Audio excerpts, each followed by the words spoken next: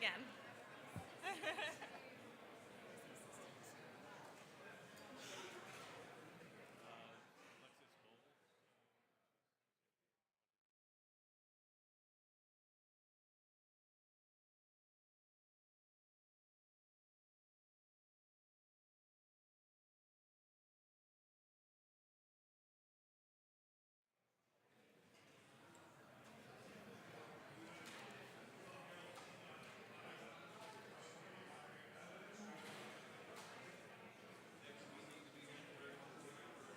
Just close.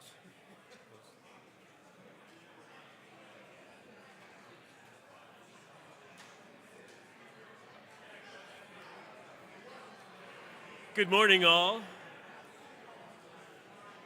Thank you for being here. We've been looking forward to this day for a very long time. I am Mark Shade, and I'm a media manager for the Government Affairs team of American Public Works Association, which has partnered with the American Council on Engineering Companies, ACEC, and the American Society of Civil Engineers, ASCE, on this great partnership. Today I am representing the Engineering and Public Works Roadshow team, and we are here because of this. Well done. There will be a tour afterward. Jeannie has offered to do that, and you don't want to miss it if you have the time to do that. Each of you are here today because you played an important role in the restoration of the Main Street Station shed. APWA liked it so much, we honored it last year with a Historic Preservation Award. Shout outs to some specific folks before we start with our distinguished speakers. ACEC Board Chair, Art Barrett. Executive Director of ACEC Virginia, Nancy Israel. Paul Diggs, President, Geotechnical Services, South Schnabel Engineering, but this won't be the last time you hear his name. Alexis Bowles-Fryer, Community Outreach Representative with U.S. Senator Mark Warner. Charity Howell, District Director with Representative Jennifer McClellan. Thank you for being here. Richmond City Councilwoman Ann Francis Lambert. Bobby Vincent, Richmond DPW Director. Howard Caples, the President of APWA Mid-Atlantic Chapter. Denise Nelson, President-elect of that same chapter. Vic Crawford of ASCE Virginia, and Maria Zimmerman from the U.S. Department of Transportation. Thanks again, appreciate it. One more note, make sure you grab an Engineering and Public Works stress ball semi-tractor trailer. They're on your table, they're on here, but wherever it is you call home or office, take it home, take a picture of it, and hashtag it with Infrastructure Works. Let's see how much attention we get. All right, now let's go. We are starting with the leaders of the three organizations who created the Engineering and Public Works Roadshow because, well, you wouldn't have a stress ball semi-truck in your hands if they didn't start it that way. Brilliant idea. APWA CEO Scott Grayson will lead us off, followed by ACEC President and CEO Linda Bauer-Dar and ASCE Executive Director Tom Smith. Scott?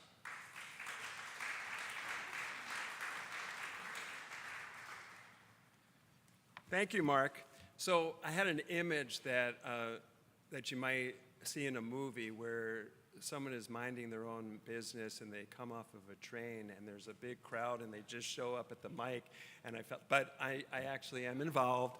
My name is Scott Grayson, as you heard. I'm the CEO of APWA, American Public Works, and Mark's right. We, the three organizations met and we said we provide amazing awards, prestigious awards for amazing projects like you have right here, but we present them with peers, which is great. But the rest of America is unaware of what's actually happening. And especially in the area of public works, so much goes unnoticed. When you have clean water, when your snow is removed from your streets, everybody just expects it, but there's a lot of work that actually goes into that. And we want to spread that word about infrastructure, engineering, and also issues relating to workforce. We really want to encourage younger people to enter fields of engineering, public works as well. And as I thought about this project, I thought, has anybody ever heard of moonshot thinking? we sent a man to the moon. And it's dreaming about the impossible and ultimately coming up with solutions. And I had a ride in on the train last night, and I walked right in that entrance hi there, as everyone is entering in here, and immediately you're hit with this just really amazing project. And it's been described as the Eiffel Tower on the side, I think, and it actually is. And I walked in there, I said, wow, and not rehearsed at all. It just hits you. So what makes it moonshot thinking is the engineers, the architects, the people who work in public works, economic development, all met, all surveyed the public. Residents sought input, elected leaders sought funding as well. And it was this amazing partnership of everybody coming together at once to create a really magnificent piece of infrastructure. So Mark said you have a lot of distinguished speakers. I'm not one of them, so I won't use up their time. And I want to invite Linda Dar from ACEC up here to greet you as well. Thank you.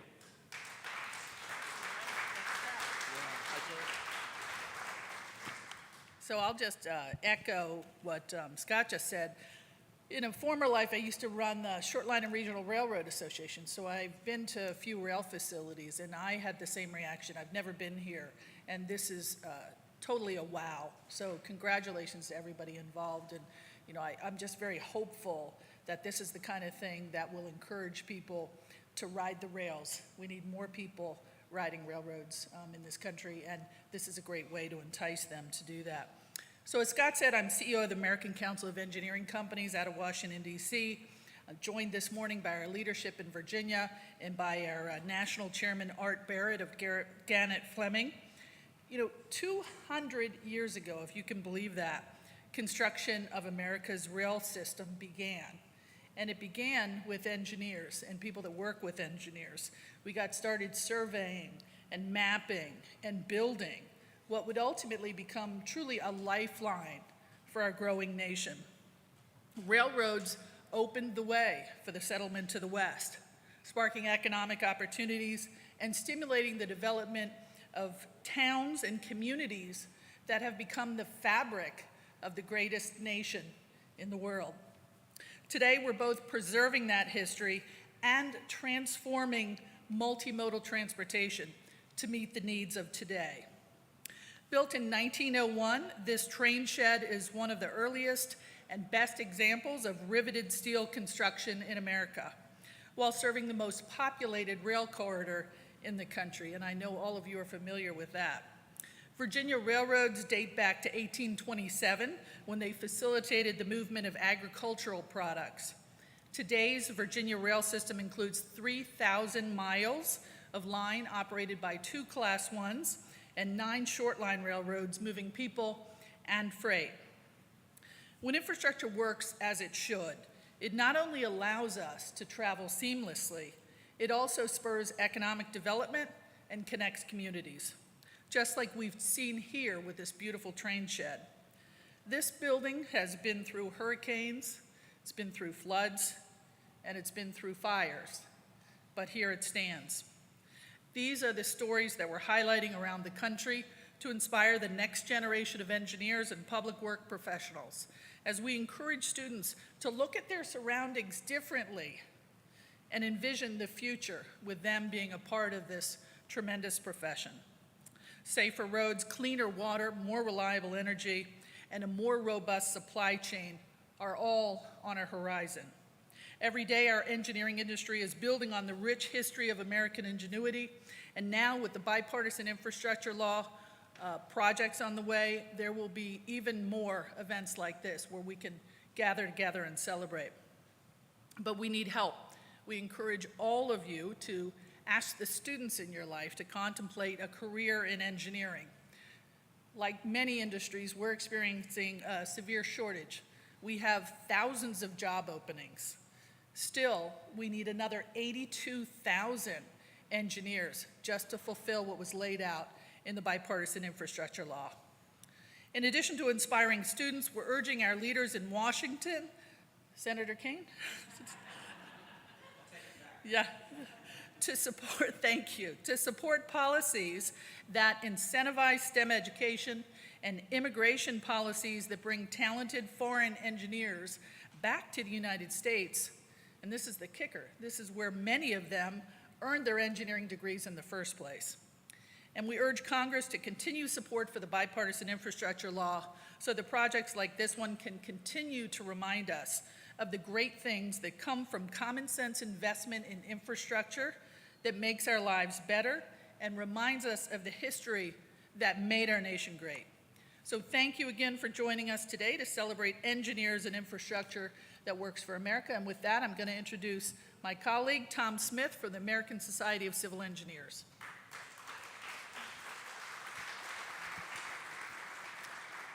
Thank you, Linda. Good morning, everyone.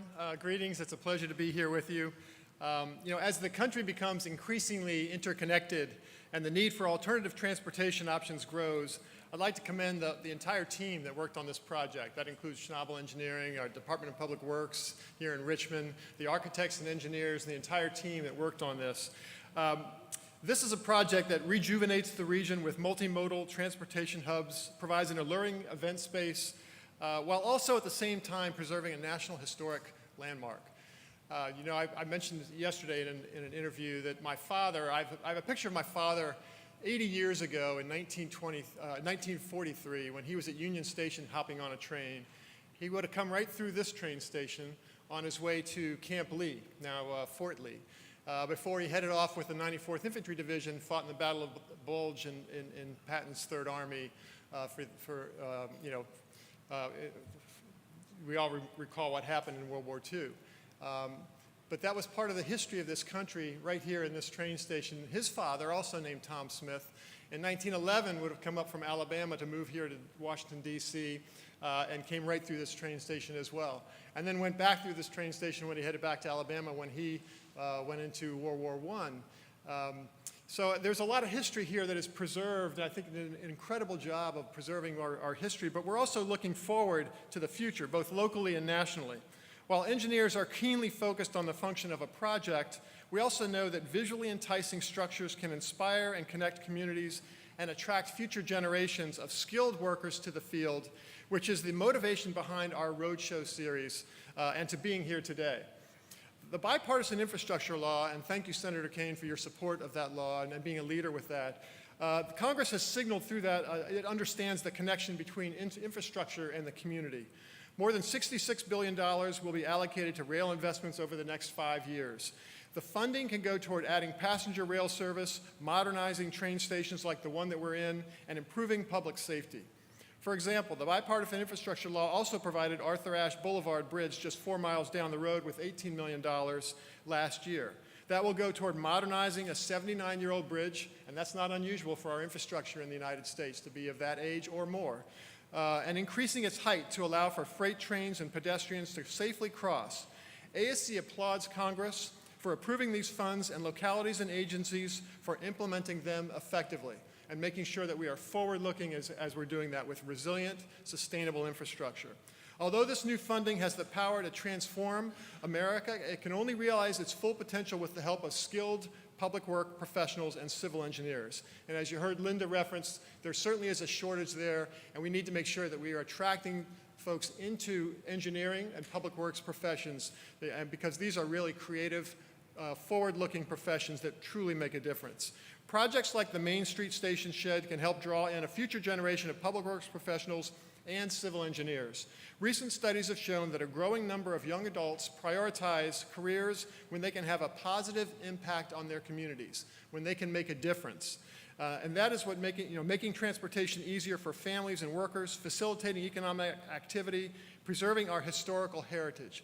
Those are things that make a difference that you can do through civil engineering, and this project helps to showcase that. Seeing something that stands the test of time, enhances the beauty of a city, can lure students and young professionals into the world of STEM so that they too can one day say that they contributed to an iconic building like this, to shaping their community and serving current and future generations. Thank you very much.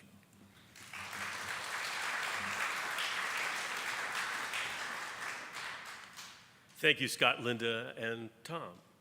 We think most of you have known this man for quite a while.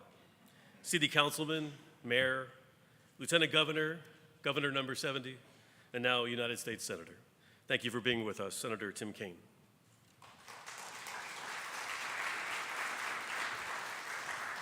Well, good morning, everyone.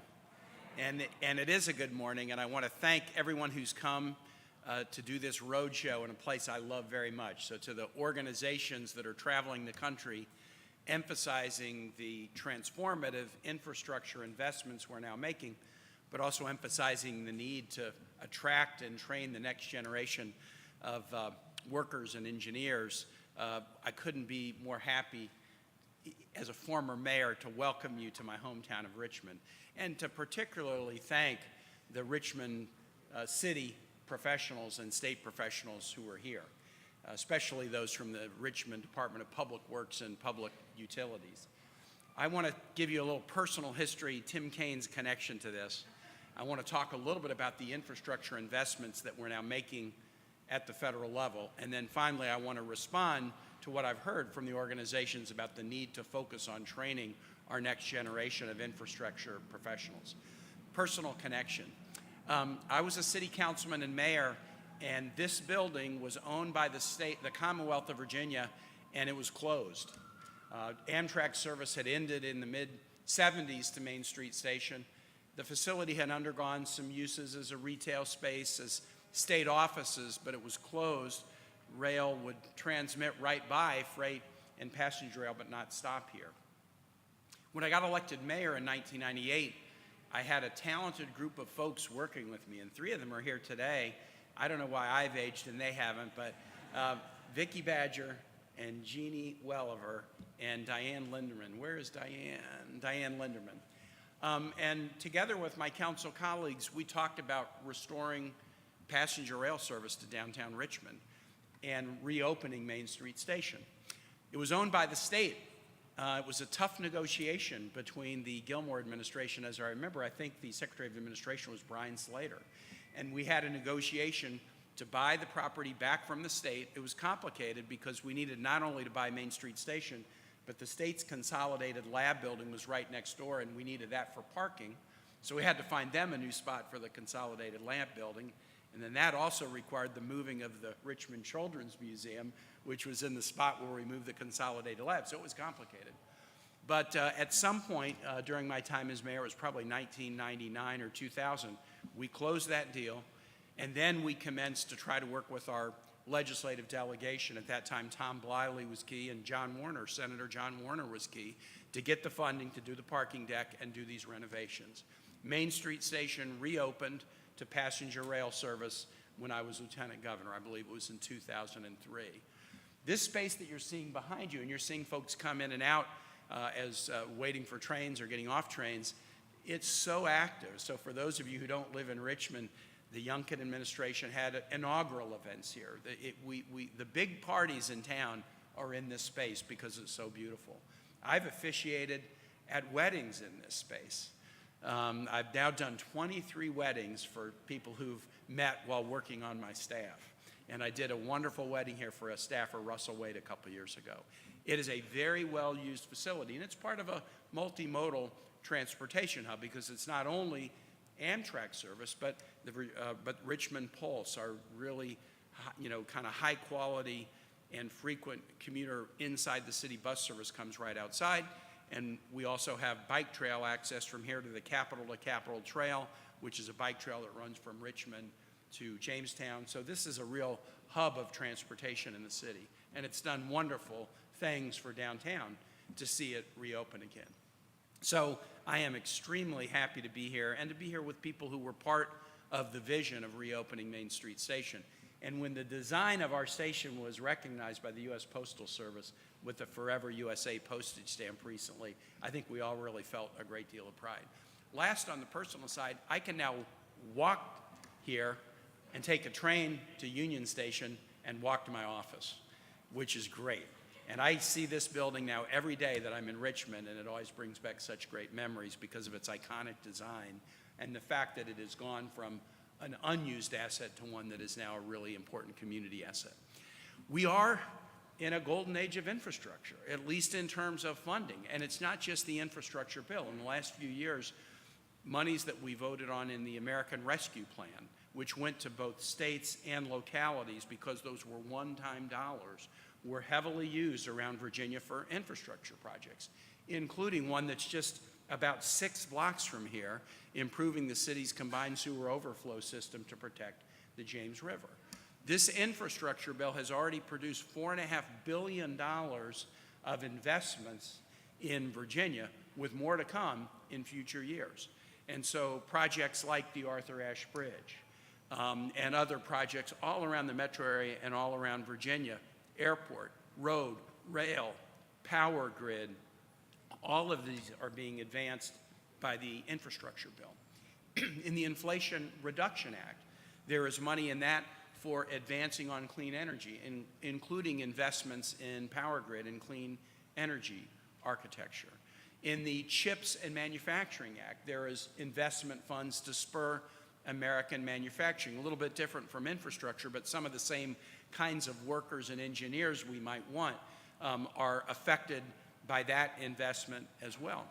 And finally, the return of congressionally directed expenditures, which we used to call earmarks in the federal omnibus, gives House members and senators the ability to direct spending to key projects, including infrastructure projects like the planning for the replacement of the Mayo Bridge, which we can almost see here, 14th Street. So whether it's the infrastructure bill or COVID funds or the Inflation Reduction Act or the CHIPS and Manufacturing bill or the return in a better way to do earmarks that are often focused on infrastructure projects, it's a great time to be doing a roadshow, and it's a great time to be in the infrastructure biz. But as I conclude, I'll get to the challenge, which has been mentioned. Our unemployment rate is the lowest that it's been since 1969. And everywhere I go in the Commonwealth, could be to a hospital, could be to a public school system, could be talking to my farm bureau, could be talking to the Associated General Contractors, I am hearing a constant message: we can't hire enough people. I'm the chairman of the Sea Power Subcommittee of the Armed Services Committee in the United States Senate. Our shipyards, our ship repair facilities can't hire enough people. What a shame it would be that just as we decide to make a transformative investment in accelerating and innovating to a better infrastructure future, that we wouldn't have the workers and professionals to do the work. We were short workers before we did the infrastructure bill. Who's going to build this? We were short workers before we did the manufacturing bill. Who's going to have those jobs? And so I accept the challenge that you've laid on the table today. In addition to my service on the Foreign Relations and Armed Services Committee, I'm also on the Health, Education, Labor, Pension Committee. So the education and workforce needs of our Virginia and national economy are squarely within the committee on which I serve. And on the Help Committee, I'm the chairman of the Career and Technical Education Caucus. For too long in the nation, we've preached that only college matters after high school. That's wrong. We've set up policies like Pell Grants, but then limited Pell Grants to college degree acquisition, but walled them off so they can't be used for high-quality career and technical education. That's foolish. And so I'm working together with a bipartisan group of colleagues to expand Pell Grant eligibility so that it can be used for high-quality career and technical education. Part of the answer to the workforce challenge that you so accurately described is going to be better acquisition of skills, more financial aid for those who want to go into fields that would include infrastructure or manufacturing. That's part of the answer, but that won't solve it completely. We do have to do immigration reform. We have not done immigration reform in a comprehensive way since 1986. We've got to do it. We've got to make it focused on workforce, and I can tell you in the Senate, discussions that we had an immigration reform bill that was very bipartisan in 2013, but at that point we couldn't get the House to act. They say the same thing about the Senate all the time too, that they pass bills and we won't act on them. But since that effort, which we got very close to success on, there has been a politics around immigration that's made it tough. But what I see in the Senate now, among my colleagues, bipartisan colleagues, is the low unemployment rate and the clear cries for help of organizations like yours is sort of opening up a discussion again about immigration reform. So it's going to take a lot of strategies, better skills acquisition, but also we're going to have to do an immigration reform bill, as was pointed out, to let folks come to this country and get degrees that would make them the infrastructure engineers of the future, but then make it hard for them to stay. What a self-inflicted wound. If people want to get a degree here and go back home, that's fine too. But if they want to stay here, we shouldn't put up a wall and make it hard for them to do that. So I so appreciate you coming to Richmond to show off this absolutely beautiful place, to celebrate the talented engineers and laborers of the past, and commit to training and attracting the talented engineers and laborers of the future. Thanks so much.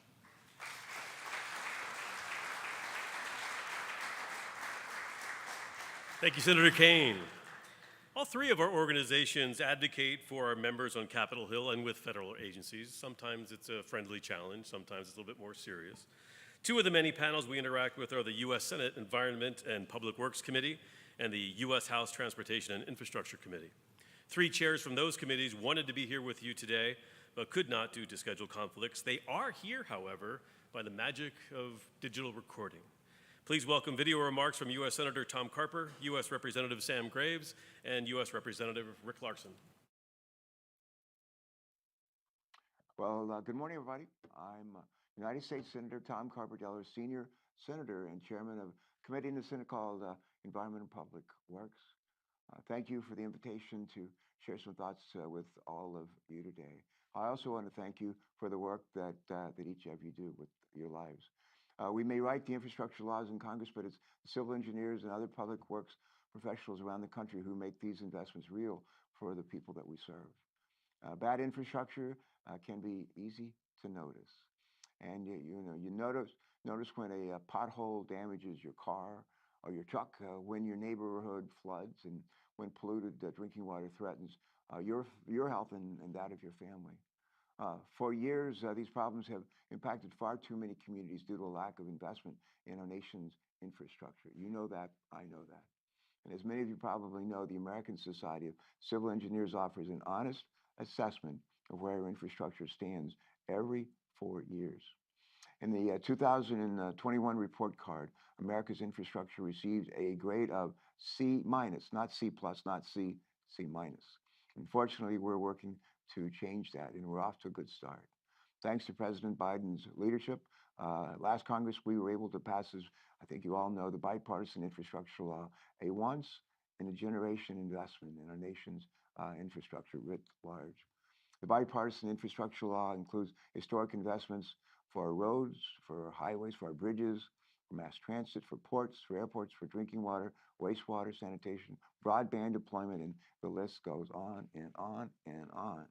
And thanks to our historic bipartisan investments, we are rebuilding our infrastructure for the future and creating good-paying jobs across our nation at the same time. None of this would be possible without your support and your hard work. And with that, thank you all. Take care. God bless you. Keep up the good work. Thank you. Hi, I'm Transportation and Infrastructure Committee Chairman Sam Graves, and I want to thank the ACEC, the APWA, and to the ASCE for the work that you do in improving America's infrastructure. And thank you for inviting me to say just a few words to you today. It's been over a year since the infrastructure bill became law, and unfortunately, inflation and supply chain issues continue to impact the construction and infrastructure industries.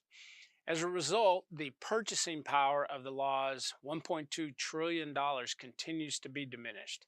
And that's why it's more important than ever that we all work together to ensure that those dollars go towards good projects that will create good jobs, move goods and people more efficiently, and help improve the supply chain. And that's one of my goals as committee chairman, and I look forward to working with your organization to do just that. So thank you again, and have a great event today. Hello, I'm Representative Rick Larson, and thank you for the opportunity to address you today to the engineers and public works professionals that are essential to the success of the bipartisan infrastructure law. 16 months ago, Congress passed and the President signed the BIL to invest $660 billion over the next 5 years in cleaner, greener, safer, and more accessible transportation while creating good paying jobs that we cannot outsource. What we have seen is that the communities across the country have been eager to do just that, to invest in transportation. In the first year alone, the Biden administration announced funding for 6,900 projects in over 4,000 places nationwide for roads, bridges, rail, ferries, ports, and safety and other infrastructure needs. These investments are paying off, spurring economic growth and creating jobs as we build and modernize our infrastructure all across the United States. In Richmond, this year's Roadshow host city, more than $760,000 in BIL funding will help improve traffic flow while enhancing safety for all users, including pedestrians and cyclists, through the Safer Streets for All program. More than $6.8 million in BIL funding will improve infrastructure at Richmond International Airport. And the Commonwealth of Virginia will have access to more than $1 billion over the life of the BIL to invest in public transportation options across the state. Elsewhere in the country, the Brent Spence Bridge project will improve commutes between Cincinnati, Ohio, and Covington, Kentucky, and the Hudson Yards Concrete Casing project will improve climate resiliency and reduce gridlock as part of the Hudson Tunnel project in New York City.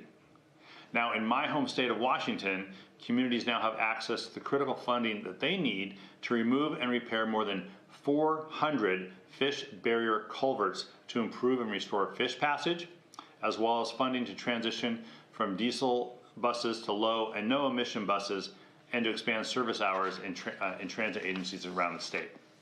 These are just a few examples of the diverse set of projects that will drive economic growth and enhance the quality of life over the long term because of the bipartisan infrastructure law.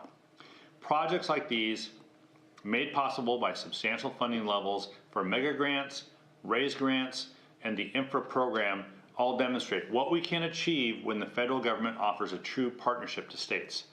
But the funding isn't the only historic aspect of the BIL.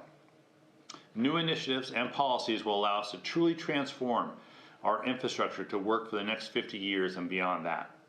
SMART awards rolling out right now are helping our communities invest in technology that will make our transportation system smarter, safer, and more efficient. The Reconnecting Communities pilot program is laying the groundwork for the great task we have of healing communities that were cut off from local connectivity, mobility, and opportunities because of previous transportation decisions. The BIL also includes the largest investment that we've ever seen in electric vehicle infrastructure in U.S. history, which will help us fight pollution and combat climate change. This is not a set it and forget it law, and I want to work with APWA, ACEC, ASCE, and everyone else who's here today in Richmond to make sure that we're taking full advantage of these important investments.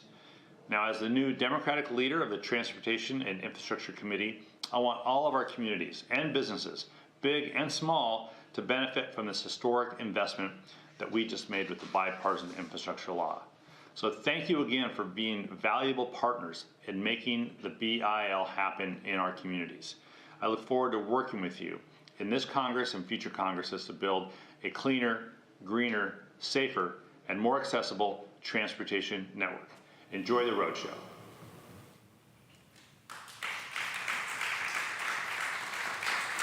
Thank you, gentlemen. Andrea Eels, APWA's Director of Government and Public Affairs, visited Main Street Station with me in January to meet Crystal Lowry and to site visit for this event, which we were planning for February 7th, but then a State of the Union showed up, so we thought, let's keep the train in the station, so to speak. So we did that. But we did get to meet the next person you will hear from, and it's one of the rare times you can say this person has been here from the beginning and is still happy about it. Please welcome City of Richmond Architectural Design and Construction Project Manager, Jeannie Welliver.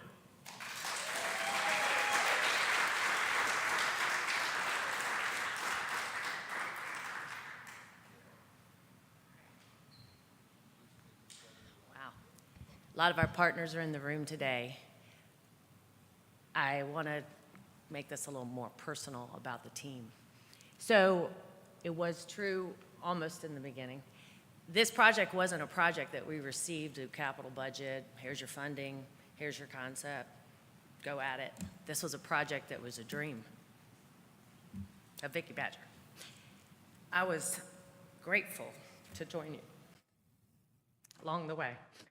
I always said I wanted this to look like the Eiffel Tower on its side. I used to take pictures of it in high school, escaping English lit, because I didn't want to read that big fat book and probably couldn't get through it because of my ADD.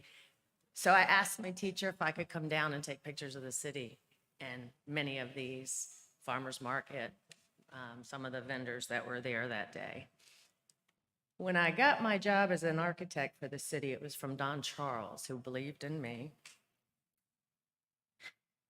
and said, just remember, these projects are not about bricks and mortar, they are about relationships. And they have been. We have been a family, and everyone says, I'm passionate about this project. Oh yeah, it's personal, and it's been personal to all of us. Paul Diggs' company had to watch paint dry through this project because we wanted the paint to be perfect. The building had to be perfect. Fred Hopkins had to deal with me, SMBW Architects, on a daily basis. God bless you. Hani Hassan is here today. He worked on Grand Central Terminal with Jackie Onassis, and I appreciate you being here. He was our preservation architect to steer that. John Locker, Kurt Scott, Taylor and Parrish, the best, in my opinion, construction managers in this whole region. They loved this building as much as I do and as much as Vicki does, and Hanny and Fred. This is amazing. And David Parrish is taking pictures. He's right here.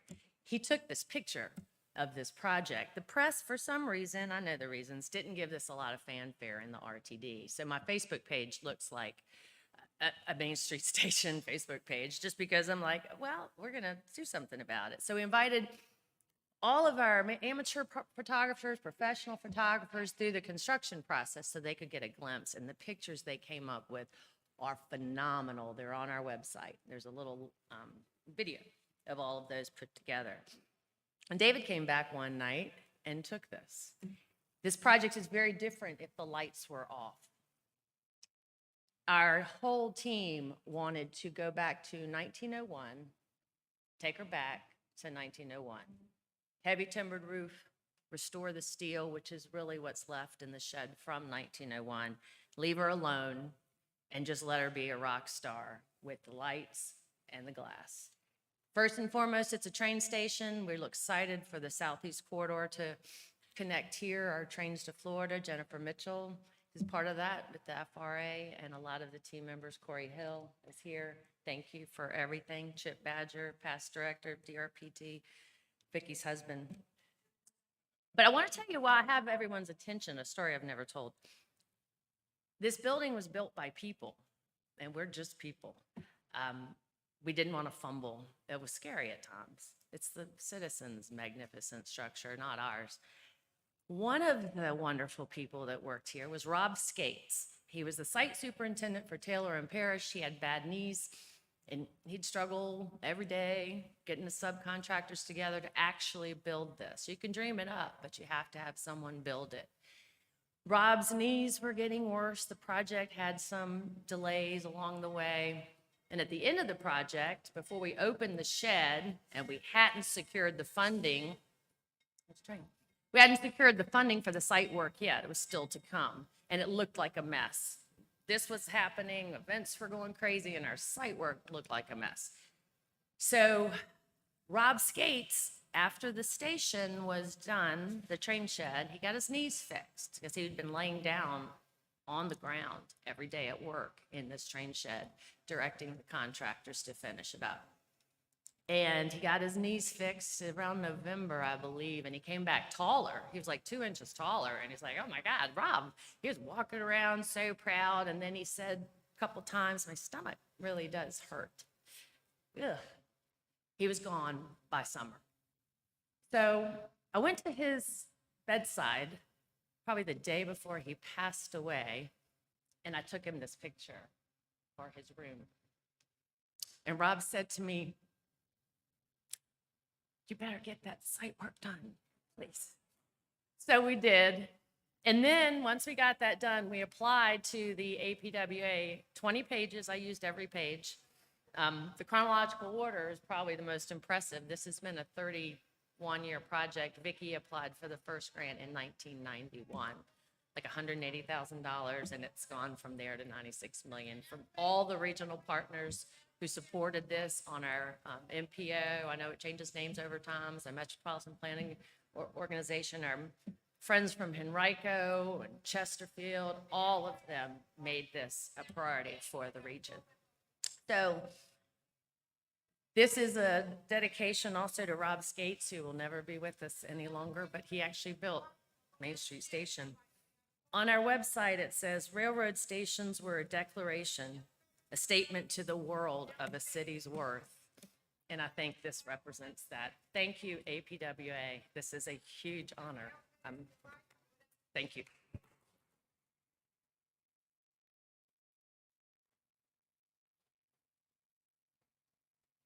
Wonderful, Jeannie. Okay. Emotional, I forgot. Okay, Mr. Kane, Senator Kane. I'm sure you have some wonderful letters to mail, one to keep. And Alexis Bowles, is she here? This is for Mr. Mark Warner, huge advocates of this station the whole way. So keep one for your office, please, and make sure you put the Main Street Station on your most important correspondence. But this is the stamp. You get a sheet of all of the 5 that were honored, but please use them strategically. Thank you.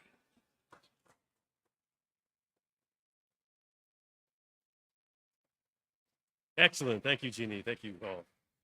2 more good speakers to showcase before our recognition ceremony. First is someone who is also very familiar with the Main Street Station project. Please welcome Federal Railroad Administration Deputy Administrator Jennifer Mitchell.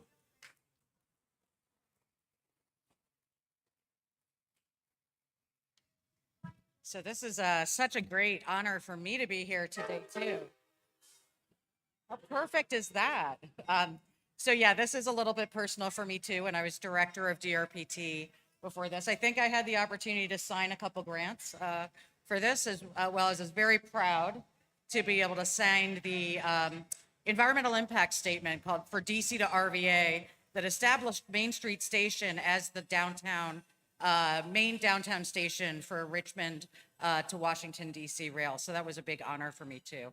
I'm now here with greetings as well from Secretary Buttigieg, Deputy Secretary Trottenberg, Administrator Bose, to talk a little bit about just the major investments in infrastructure that we're making.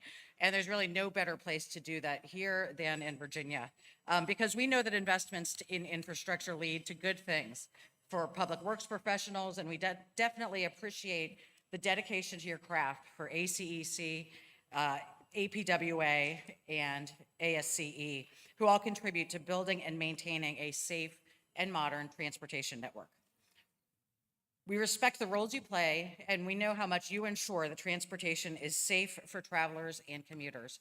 And I would be remiss not to just mention as well that since the incident, a very unfortunate incident in East Palestine, we have been refocused on safety more than ever. And we know that many of the infrastructure investments that we'll be making through the bipartisan infrastructure law are going to contribute to the safety of our rail network going forward. So now we talked a little bit about the $66 billion that FRA will be administering for implementing this program. That's going to go towards rebuilding the Northeast Corridor, which all of the trains that will be coming through here will eventually be using those investments through to New York and to Boston. That'll also be expanding passenger rail around the country. We'll be making strategic investments in freight transportation, investments that will be improving our supply chain.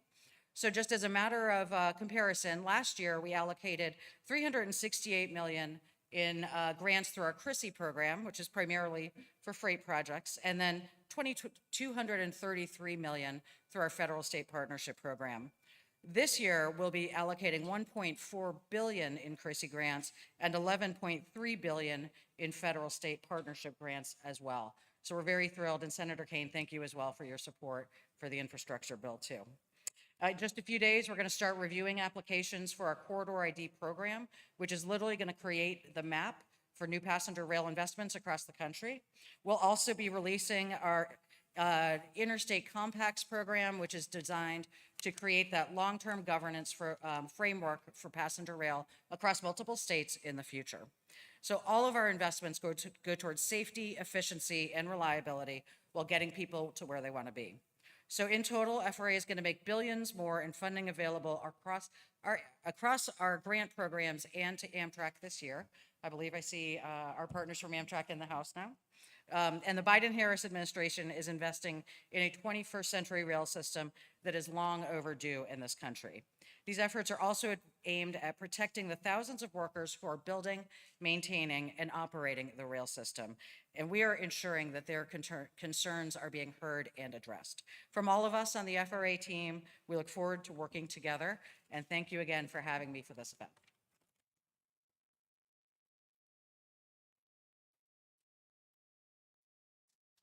Thank you, Administrator Mitchell.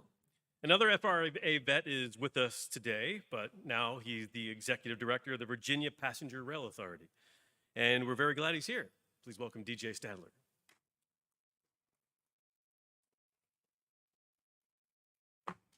Good morning. Thank you all for being here this morning. It's a thrill to be here to celebrate this station. They say that whenever you have a problem, the way to solve it is to surround yourself with great engineers.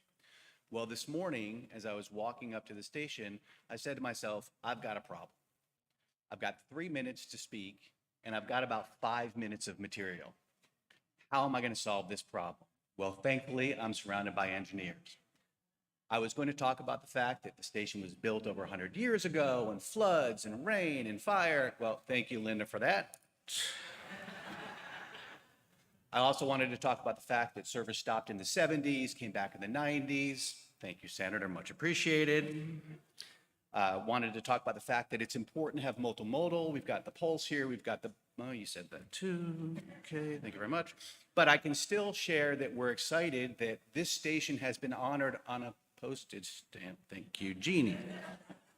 3 minutes, thank you, engineers.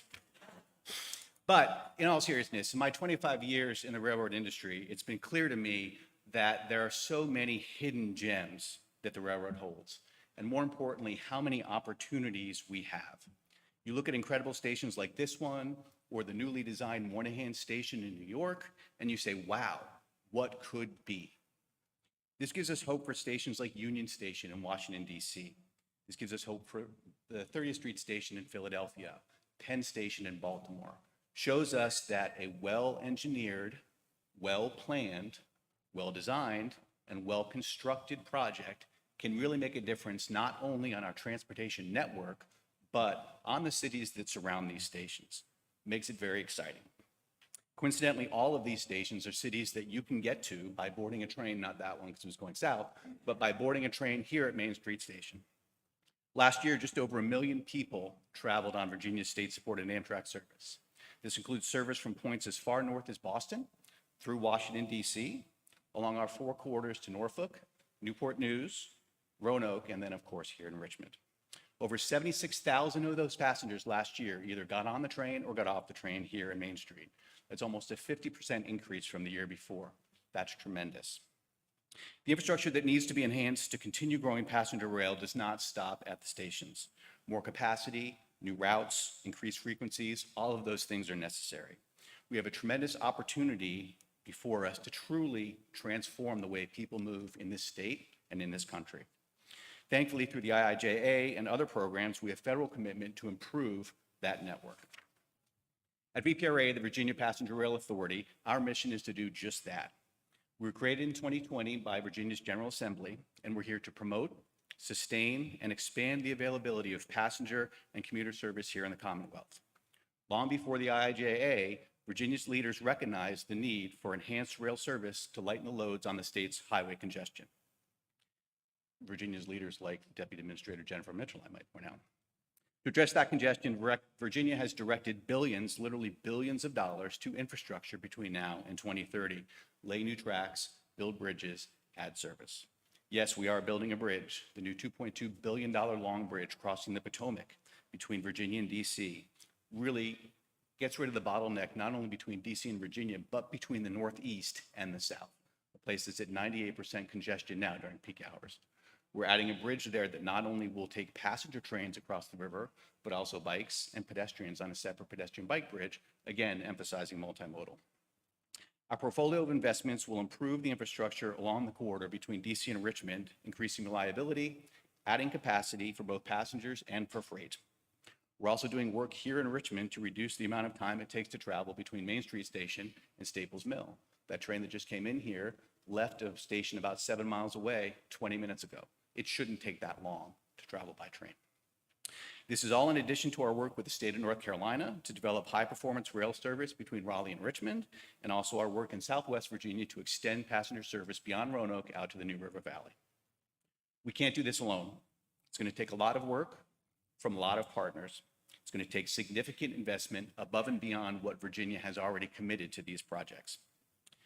All tracks going north or south go through Virginia. Main Street Station is key not only to rail service in Virginia, but to rail service beyond Virginia. Again, I thank you all for honoring the station. Thank you all for celebrating the good work that was done here, and I look forward to seeing you all on train.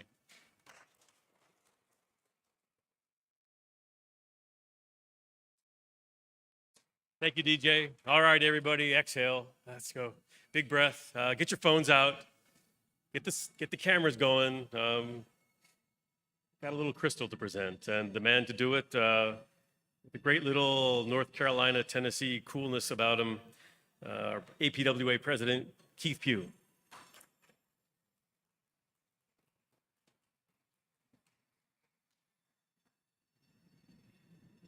How appropriate. It's nice to see the station back in service. So good morning, and what a morning it is. Thank you, Senator Tim Kaine, and all who spent this past hour with us here today. Your leadership, your vision is truly inspiring on this project. I, for one, cannot wait to see where the Main Street Station shed takes Richmond.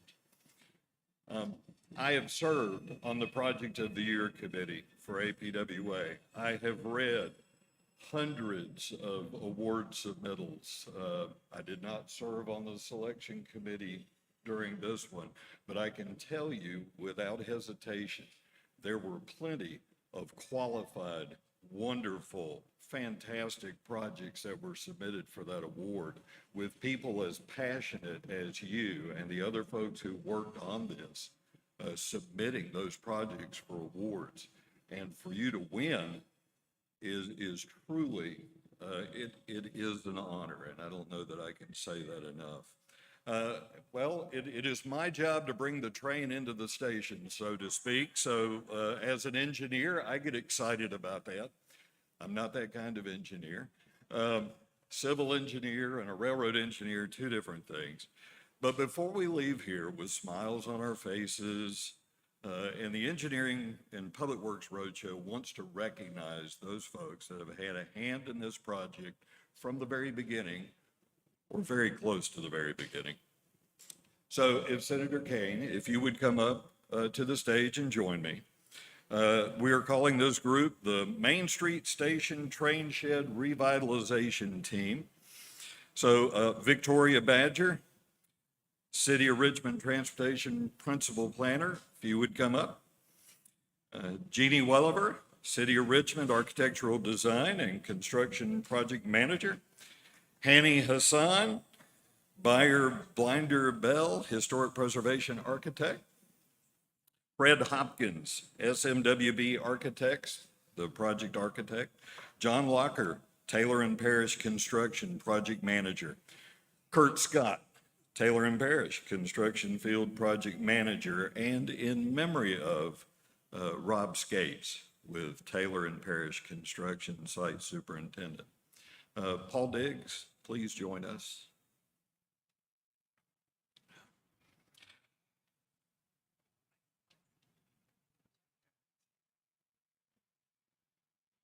It's always fun to pass out hardware. And I think we all enjoy this. But Senator Kaine, I'm going to turn and make a few comments here. You believed in the spirit and promise of good infrastructure and the Main Street Station shed restoration itself. And we present you with the first plaque recognizing engineering and public works excellence. Thank you so much. Thank you.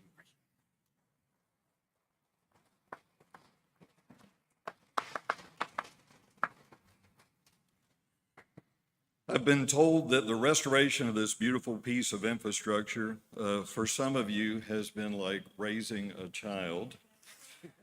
And we know that that takes discipline. And in public works, we also understand that it takes a village.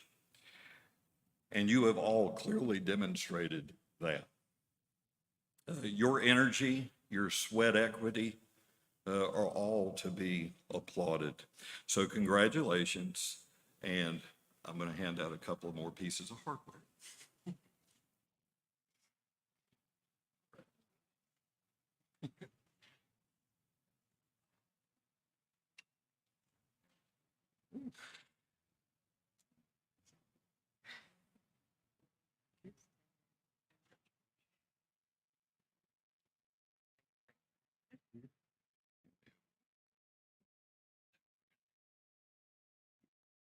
And Senator Kane, if you would come back up, I would ask the representatives of ASCE and ACEC to join us as well. And let's capture this moment. Would we be better off in front of the podium? Yeah. Let's do that.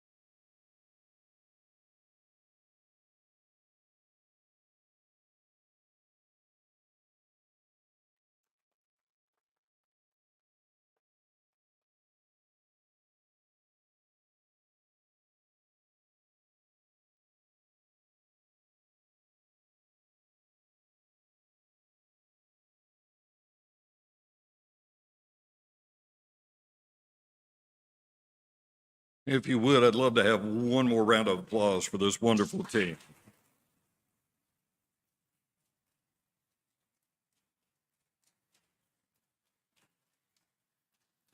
I have personally been involved in infrastructure my entire career, which started in 1988. I have ascribed to the philosophy that my father had and he instilled in me, which is leave things better than you found them. This group of individuals has done just that. You have left this project, this piece of history, this functioning piece of infrastructure better than you found it. And that is just a wonderful thing. That's what we all ascribe to do every day. I would like to take this final opportunity to thank the staff from ASCE, the staff from ACEC, and the staff of APWA for making this event happen, for putting it together, and just for all the logistics that go behind it and the heartache and the last minute scrambles. I do certainly appreciate you doing that. I will invite you to stick around, take the tour of this facility. I'm sure information will come out that you would never know otherwise. But we do thank each and every one of you for being here. And again, thank you, ASCE, ACEC, and my fellow family at APWA. Thank you.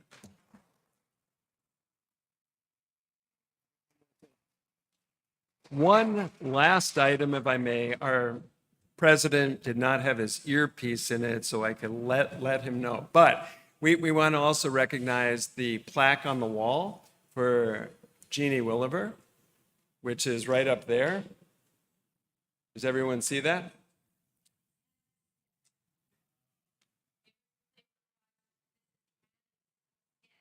Oh, oh, I see. It's the sketch. You want to come up? Yeah. It's a beautiful plaque. We had many, many, many meetings to come to this point. And in one of those meetings, Hanny was etching a little sketch of the Main Street station.